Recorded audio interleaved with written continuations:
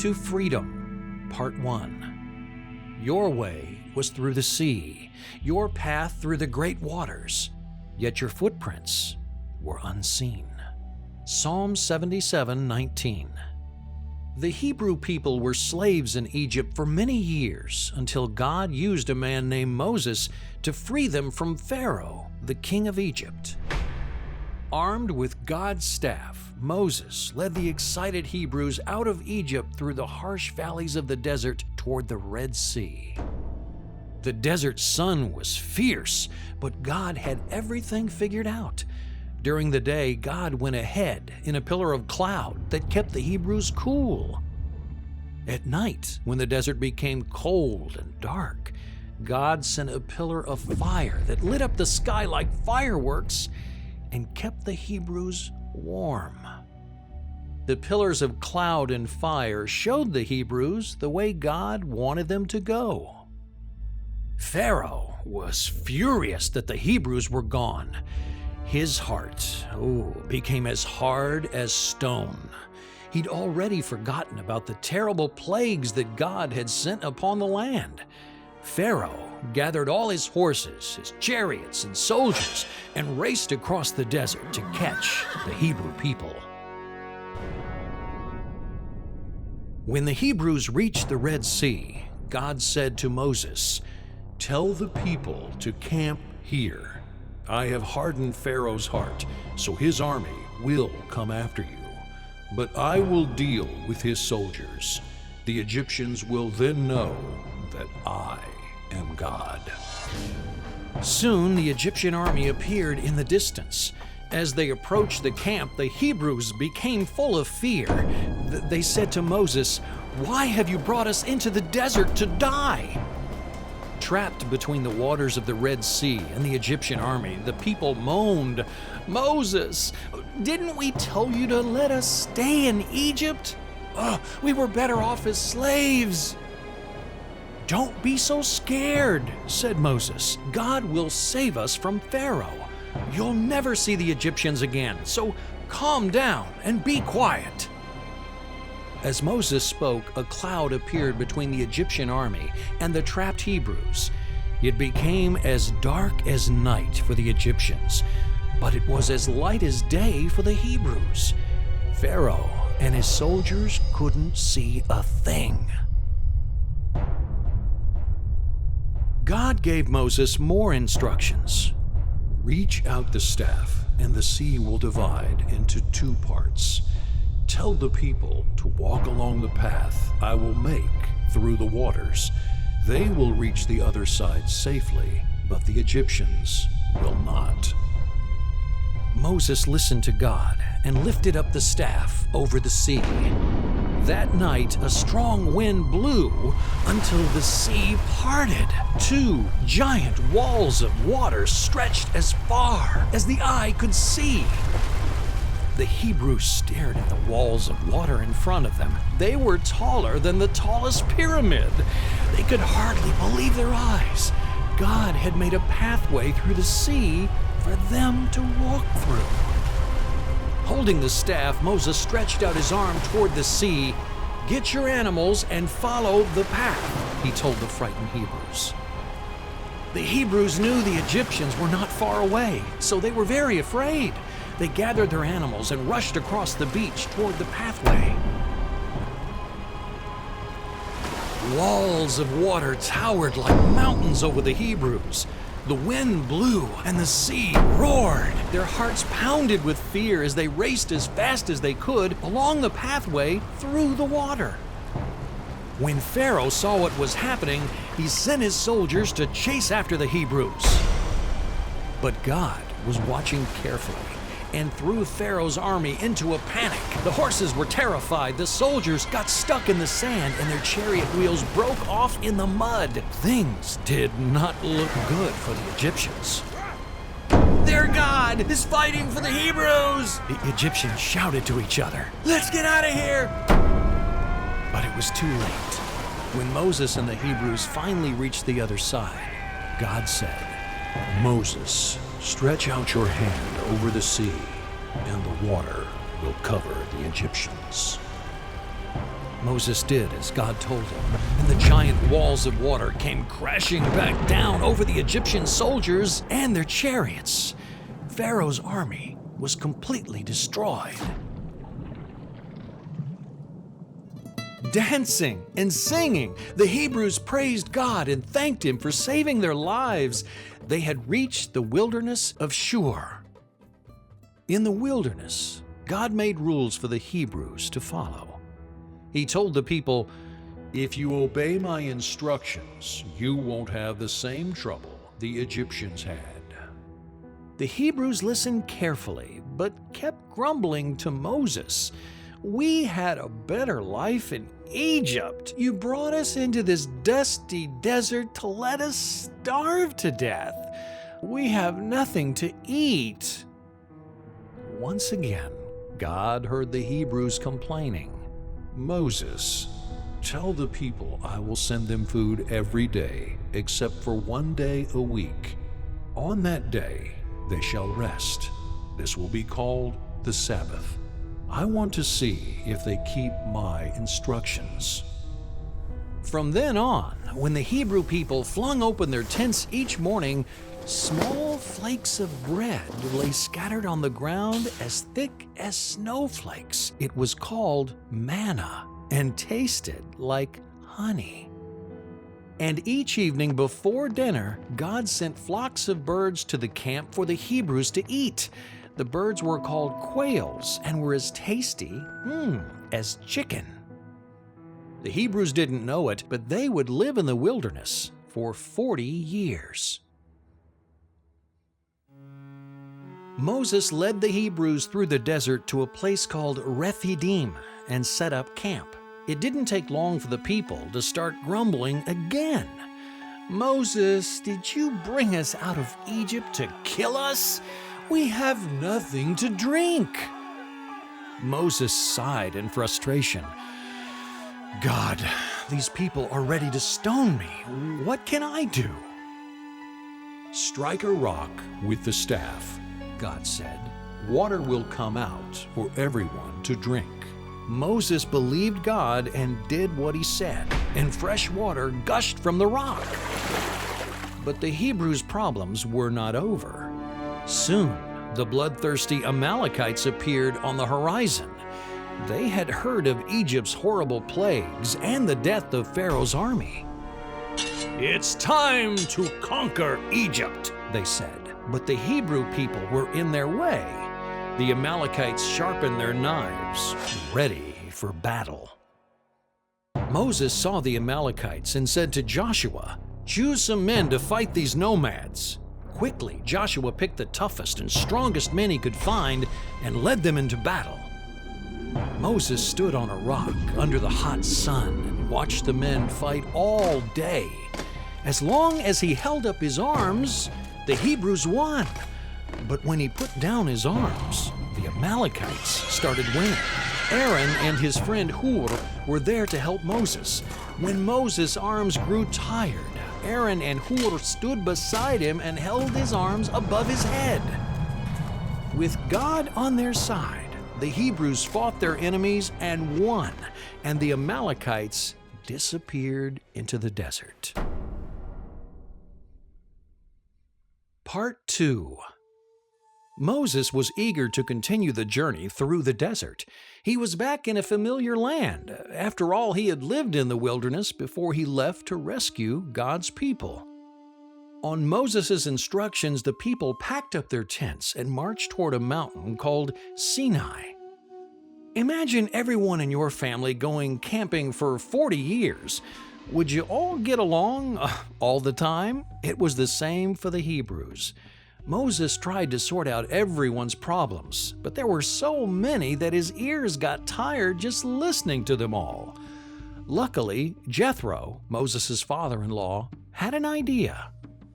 "Moses, you'll wear yourself out listening to everyone's problems. Your job is to lead the people. Let other men take care of the day-to-day matters."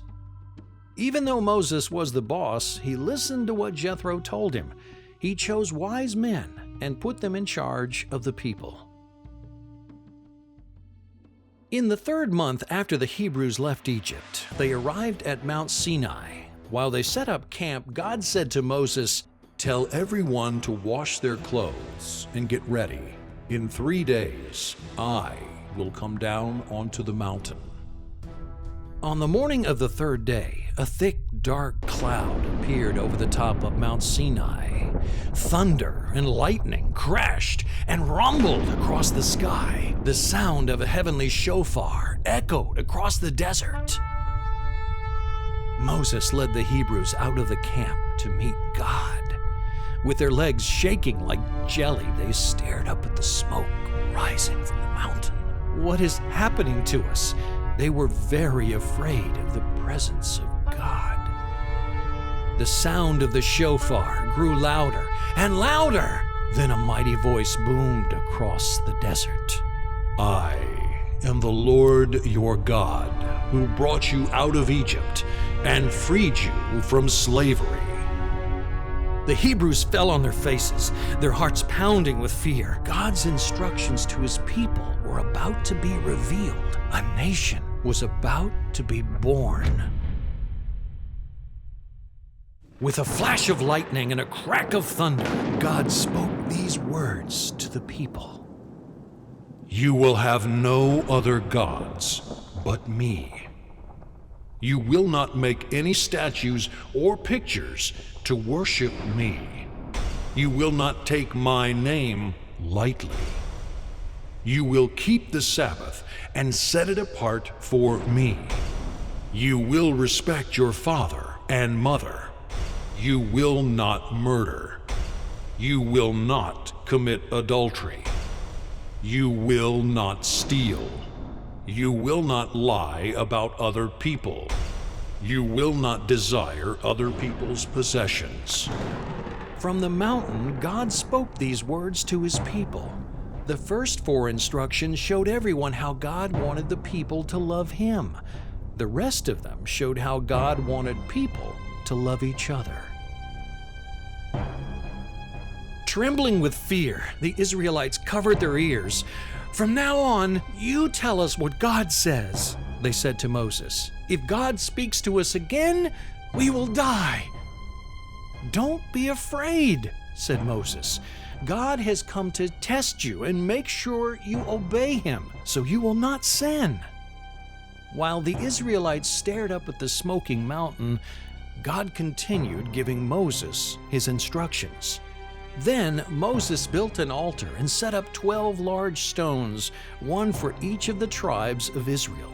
The people gathered certain animals and burned them on the altar to show God that they would obey his instructions. Once the Israelites finished burning their sacrifices, Moses walked up the mountain into the cloud. For 40 days, God taught him all about his covenant so Moses could teach the Israelites God's ways. Moses listened carefully to everything God told him and wrote God's words on 2 stone tablets to show the people. Down in the camp, the Israelites became restless. "We haven't seen Moses for weeks. He could be dead for all we know." With nothing to do, they came up with a silly plan. "Let us make God in our own image," they told Aaron. Without the support of his brother Moses, Aaron wasn't sure what to do. He wanted to please the people. Glancing nervously up at the mountain, he said, "Bring me all your gold jewelry." Aaron melted down the gold jewelry and made it into the shape of a calf. Then he built another stone altar, and after the people gave a peace offering, they had a party that lasted all day and all night. God watched what was happening down in the camp. He said to Moses, "Look, your people are worshiping a gold calf. Leave me alone. Perhaps I should wipe them out and start again with you." Moses begged God not to kill the Israelites. "Please, don't destroy your people who you brought out of Egypt. Remember your promise to Abraham, Isaac, and Jacob to make them a great nation." God heard Moses' cries, and was pleased. He had allowed the Israelites' bad behavior to test Moses' heart. He turned his thoughts away from judging the people. Moses was happy with God's decision, but he still wasn't happy with the Israelites' behavior. Tucking the stone tablets under his arms, he raced down the mountain back to the camp. When Moses saw the people worshiping a false god, he became angry and threw the tablets on the ground, smashing them into tiny pieces. "Why did you make this golden calf?" he asked Aaron. Aaron hung his head in shame. "You know what the people are like. You were gone for a long time. The people became afraid, so I took their gold and threw it in the fire, and out came this calf." Moses was furious. He ordered the calf to be melted down and ground into powder. Then, pouring the powder into the water, he ordered the Israelites to drink it to punish them for what they had done. Moses understood why God was so angry. He stood at the gate of the camp and shouted, "Whoever is for Yahweh, stand with me." A group of Israelite men crowded around Moses. He told them, "Grab your weapons and go up and down the camp. Find the people who still want to worship these false gods." That day, 3,000 people died because they wanted to worship their false gods instead of the true God, Yahweh. Moses walked back up the mountain and pleaded with God to spare the people, but God still punished them for making the calf. He sent a plague on the Israelites to remind them that he was angry. Then, with his own finger, God wrote his words on a new set of stone tablets. Part 3. While the Israelites were in the wilderness, God told Moses to build a special tent called a tabernacle where the people could worship him. Nobody had built a tent like this before, so God told them what to do. The Israelites listened very carefully and made pieces of furniture to go inside the tent. The most important piece they made was a wooden box covered in gold. Inside it held God's words, which was his covenant with his people. The box was known as the Ark of the Covenant. God put Aaron in charge of the tabernacle and called him the high priest. As part of this special assignment, Aaron and his sons wore different clothes and helped the people worship God. When the Israelites finished making the special tent, a large cloud descended over the area, and the tabernacle was filled with God's presence. From that time on, whenever the cloud moved, the Israelites knew it was time to pack up their tents and continue their journey. God knew his people had learned to worship false gods while they were slaves in Egypt.